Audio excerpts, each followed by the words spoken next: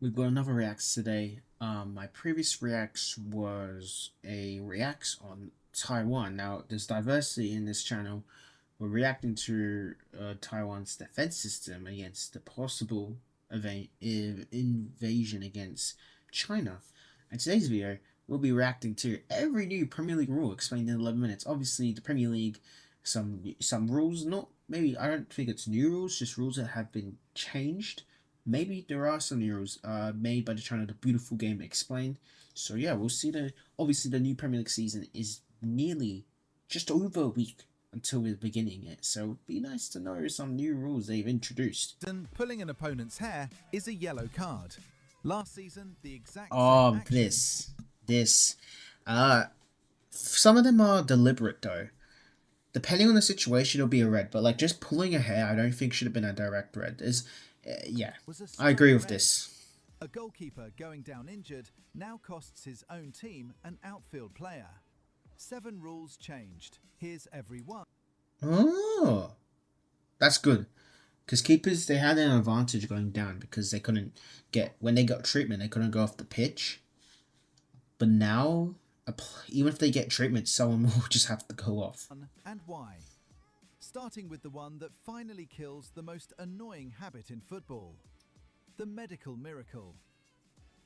Going down injured now costs your team a man for a full minute. We saw this in the World Cup. 87th minute, 1-0, and a player collapses in a heap that nobody caused.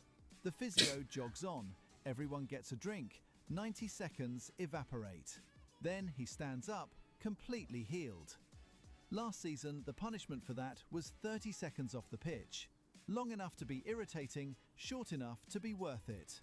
It's now a full minute. Wow. And the minute we saw this in the World Cup. He's lying down. It starts after play restarts. So his team defends with 10 men in open play against a side chasing an equaliser. 30 seconds never removed the incentive. It was cheaper than the time it bought. 60 seconds isn't. There are sensible exceptions. If a foul earned the opponent a card, you stay on. You shouldn't be punished for being kicked. Genuinely injured players lose nothing here. The theatre is what's finished. The free timer. This is the keeper's going, yeah. That trick was the best in football, and it was completely legal. Team under pressure. Keeper goes down clutching something. They couldn't go off Play for treatment. Stops. The momentum dies. 10 outfield players drift over to the manager and technical area for instructions. Yeah. Then the keeper You'll gets see it up, so much, fine. so often. Football doesn't have timeouts. Goalkeepers You can still do that, anyway, but you're gonna and lose the a player keeper now. Can't just walk off the pitch and leave an empty goal. So this season, if play stops for a goalkeeper injury, the manager must nominate an Imagine having to choose someone to take off for a minute. That player stays off for at least a minute after the restart. Fake it, and you're a man down at exactly the moment you were already under pressure. Leeds manager Daniel Farke publicly accused Gianluigi Donnarumma of feigning injury to waste time last season. This is the answer to that. One thing to be clear about, this is a trial, not a permanent law. The FAB approved it for English football to test this season across the men's and women's professional game. Okay. There are exceptions for bleeding, for collisions, and for fouls on the keeper. That's the injuries dealt with. The next rule is about something completely harmless, and it can still hand your opponent a shot at goal. The corner nobody earned. There are now 2 completely different ways. We saw this in the World Cup as well. Wait, did we? One of them you already know. The keeper holds it longer than 8 seconds, yeah, and the opposition get a corner. This is the other one, and it happens at a different moment. The ball has gone out behind the goal. A goal kick is awarded. If anyone on that team is dragging it out and not releasing the ball, the referee blows his whistle, raises a hand, and visually counts down 5 seconds. If the ball hasn't been kicked when that hand drops, the opposition get a corner. Yeah, we saw this in the World Cup. A defender can be taking his time, completely innocent, or maybe not, and instead concede a corner. Football tried fixing this with yellow cards for years. Referees almost never gave them. And booking a man for walking slowly while holding a lead wasn't a big enough consequence. A corner is instant, it's visible, and it costs something immediately. We already know the template works. Martin Dubravka became the first keeper punished under the 8-second rule, holding on too long in Burnley's opening match against Tottenham. Keepers adjusted within weeks. Defenders taking goal kicks will adjust just as fast. One corner conceded in front of a full stadium teaches a back four more than 100 bookings ever did. True. And there's a second countdown that looks identical to that one. The slow throw-in. Is it gonna slow throw-in? That means it probably just goes to the opposition if you take it too slow. In its laziness. Pick the ball up. Wander to the line. Look up. Look down. Wipe it on your shirt. Then hand it to a teammate who wasn't there 20 seconds ago. Now, if you run out of time, the throw-in... Yeah, we saw, again, I think this was one at the World Cup, we saw Robertson hit, the tactic is you don't pick up it's once you pick up the ball. So basically, Robertson didn't pick up the ball, he was waiting to see movement, and then he picked it up, and then threw it.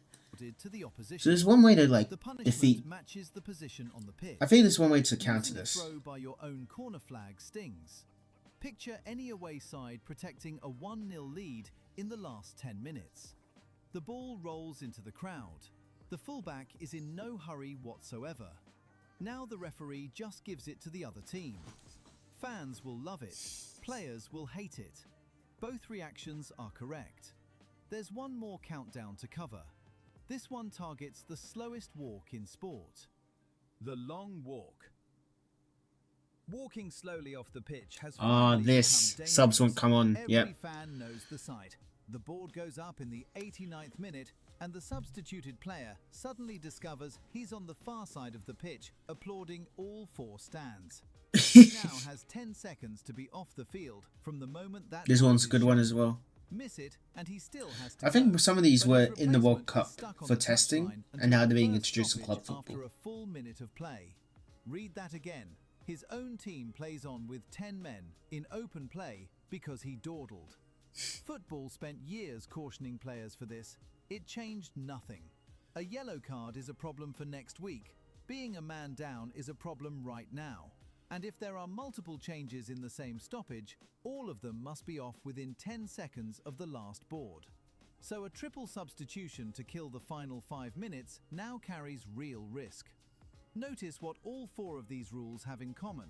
Every one of them takes a player away from you. That isn't a coincidence. That's the entire design.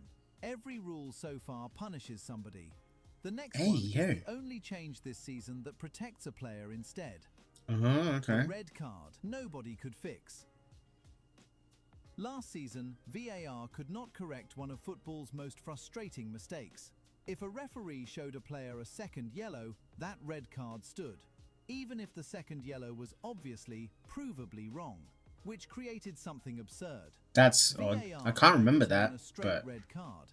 It could not touch a red card made of 2 yellows. Yeah, that was an issue. Same 10 red, second yellows wouldn't be looked into. Completely different rules. That gap has closed. VAR can now review a red card that came from a clearly incorrect second caution and recommend the referee rescinds it. There's a limit, and it matters enormously. VAR cannot work the other way round. If a player commits a bookable offence and the referee misses it, VAR cannot recommend a... Yeah, we saw this in the World Cup. No? Something like that? There was a weird new thing they introduced, like the accidental... Like, wasn't Embolo? Yes, Embolo. Oh no, that Embolo thing. Oh yeah, Embolo dived. If you remember, in that Argentina game, Embolo dived. Referee didn't see it. A free kick was given to Switzerland, but VAR was able to check it, and they said, actually, he should have been booked. Second yellow. And because of that, well, they didn't check it for red. They just checked it because it was a yellow, but it was his second yellow, which led to a red card. So it did happen in the World Cup where you miss a check, you know? So, I mean, it kind of worked, but they did it with, like, everything. Like, even, like, with the corner, like, sometimes they would give the I at times it was like used, but other times it just wasn't used. It was very confusing. Even the commentators were like, okay, like okay, you know. Second yellow. It I can can't really never think of take an cards away. example, but It can never with the create corner. one. Whether that is fair or not depends on the eye. There's a second addition alongside it. If a referee cards the wrong player, VAR can now fix that too. Oh, the Kieran A Gibbs sending off Oxide built on Chamberlain. an error changes matches, tables, and entire I mean, that seasons. should have been a thing The ages ago. technology to Though. fix it was already How do you available. mistakes It's a a small person? change that will feel enormous the first time it saves someone. And then there's the last one. I promise you it's ridiculous. The hair pull. At the start of last season, referees were told that deliberately pulling an opponent's hair counted as violent conduct. I mean, yeah, you shouldn't be pulling the hair in the first Premier League place. players went off for it. The most argued about was Lisandro Martinez, Yeah, dismissed for pulling Dominic Calvert-Lewin's that's not hair. deliberate Jamie at all. Carragher and Roy Keane both said on air that it wasn't a red card. Then, in a separate match, Dango Ouattara did something similar to Calvin Bassey. Was that deliberate or not? I didn't watch that The match. offence has been split in two. Exactly. Deliberate hair pull with excessive force. That's deliberate. That okay. The Michael Keane one. That's like that. You're more. If you had to split between not deliberate or deliberate, you would be more deliberate on the Michael Keane. Like that was that. Like he knew. I think he knew what he was doing there. Brutality is still a red card. A deliberate hair. That I just don't think that was a hair pull. If you like context is needed. Obviously they're both pulling their hair, but like context is needed for this clip. Personally, if you watch how the challenge was, Martinez did not even have any of his hair until last second. He had a little bit of the hair, and yes, he pulled his hair, but he was tussling, grabbing. Even Calvert-Lewin was tussling, grabbing with him.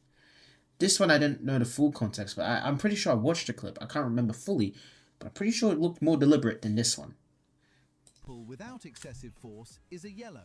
Yeah. One punishment for two very different actions produced exactly the inconsistency fans complained about all season. And somewhere, a committee sat in a room and formally defined the difference between pulling hair and pulling hair too hard. That genuinely happened. This won't end the arguments. It just moves them from, was that a red, to, was that brutal? Yeah. Two more changes worth knowing before the first whistle. First, holding. This one isn't a new law, and that distinction matters. It's a change in how Premier League referees have been instructed to officiate. Those usually reshape a season faster than the law book does. Holding was always a foul.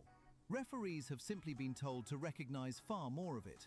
Specifically, defenders watching only the attacker rather than the ball, whose grip stops that attacker competing. The same emphasis covers goalkeepers. If an attacker makes a clear action with no intent to play the ball, and that contact stops the keeper competing for it, that's a foul. The league's high threshold for fouls... No intent. So you're telling me the Pablo one, the West Ham Salah goal, would have that been... I mean, that was a... That whole goal, so many things could have been called. It could have been called for West Ham's way or Arsenal's way.